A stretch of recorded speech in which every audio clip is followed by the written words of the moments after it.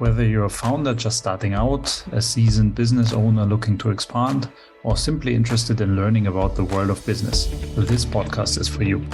My name is Mario Schäfer, CEO at OneIV. In each episode, we will explore topics related to the creation, growth, and globalization of businesses, from ideation and funding to marketing and operations. Our guests will share their insights, experiences, and lessons learned along the way. Join us as we dive into the world of entrepreneurship and business on this podcast. Please follow us on YouTube. We are here today with Leong Wong. Could you tell us a little bit more about yourself? Thanks, Mario, for having me on this podcast. My name is Leong, as you know, and I come from Malaysia. Currently, I'm based in Switzerland, but I shuttle between Europe and Asia. I am a partner at Ideations in Germany and a founder of Silk Road Corporation in Hong Kong. We are in the business of bridging the West to the East and vice versa by connecting knowledge by ways of investor relations, joint ventures, and partnerships. The Belt and Road Initiative is celebrating its 10th anniversary in September. Could you tell us about the BRI and how is it celebrated? For those who are not familiar with the BRI, it is a strategy initiated by China to connect Asia with Africa and Europe via land and maritime networks, with the aim of improving regional integration, increasing trade, and stimulating economic growth.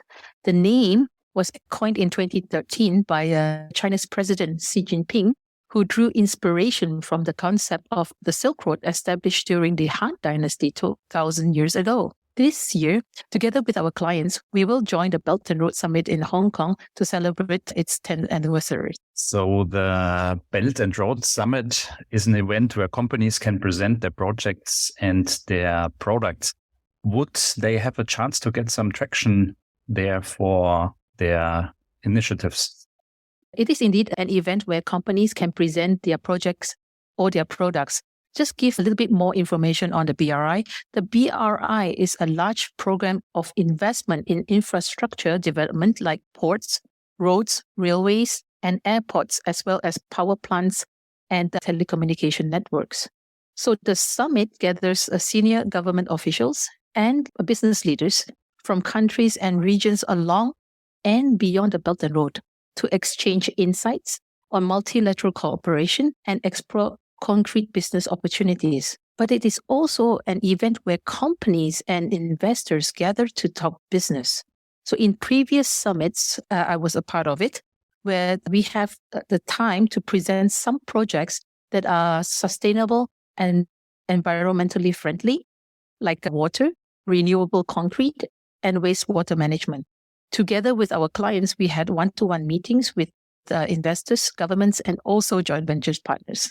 What are some notable examples of impact investment projects within the BRI that have successfully balanced financial returns with tangible social and environmental outcomes? There are quite a few examples. I will give you some perhaps in the renewable projects instead, which one of them would be the Swaihan PV project that was jointly developed by China and Japan in Abu Dhabi. And this includes a 25 years power purchase agreement with Abu Dhabi Water and Electricity Authority. Another one that comes into mind would be the Sinomatch and GE's cooperation on the 102 megawatt wind power demonstration project in Kenya. I would also like to talk about the Silk Road Fund's purchase of shares in Shanghai Electric and Saudi ACWA concentrated solar power project. I think lastly, I would also like to talk about China, a general certification center's promotion of a mutual recognition system for international standard for new energy based on wind and solar. So for those who would like to know more, perhaps I could send you a link later, Mario, and then you can share with our listeners. Collaboration and knowledge exchange are crucial in impact investment along the Silk Road. How can international impact investors, local businesses, and communities work together to foster cross-border collaboration and ensure that investments deliver sustainable development benefits to those who participated in the BRI? For me personally, I really have my doubts that it always has to be an international investor who works together with local authorities. I mean, that being said, impact can be created when investors are more focused on a region instead. An important part would be because of local knowledge. So like we were talking in Africa about engaging in public-private partnership projects.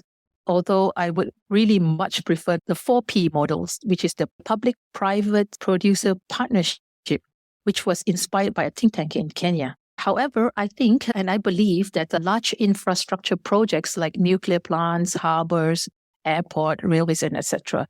require not only international cooperation to make it happen, but also a very good execution plan. Like, for example, how to run it, optimize it, and also maintain it. Basic maintenance, for me, I sometimes feel is always overlooked. I hear a lot of these issues, especially from my African counterparts, not only for the BRI project, but also for the European funded projects in general. To close, how would you describe international impact investment in 3 words? For me, I would say it's food, water, and renewable energy. This is in line with the EU's Nexus approach, which identifies mutually beneficial responses that are based on understanding the synergies of water, food, energy, and also agricultural policies. So at Ideations, for example, we have teamed up with an African think tank to propose a balanced approach to solving the issues of water, food, and energy. But I guess, Mario, that is a story for another podcast. Thank you for being with us today, Leong. Thank you very much for having me on the podcast.